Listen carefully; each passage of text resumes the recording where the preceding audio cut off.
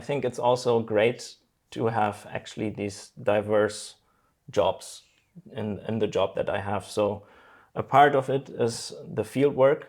That's probably the most exciting part of the work, because we have to descend into the caves. Then we have to put on our neoprene suits to snorkel in the caves to try and find and catch the animals.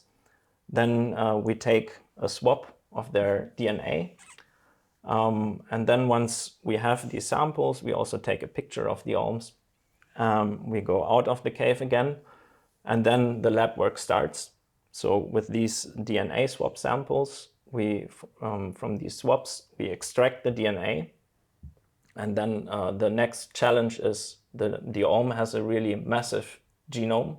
It's 10 times bigger than the human genome. So it's really a challenge to assemble this genome. But this is what we are trying to do in the lab using different techniques.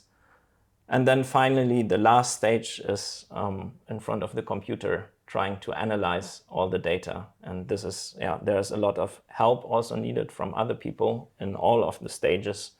In the field work, we need experienced cavers, people that can help with descending into the caves and catching the olms. Then in the lab, we need capable people that are able to handle this really precious DNA.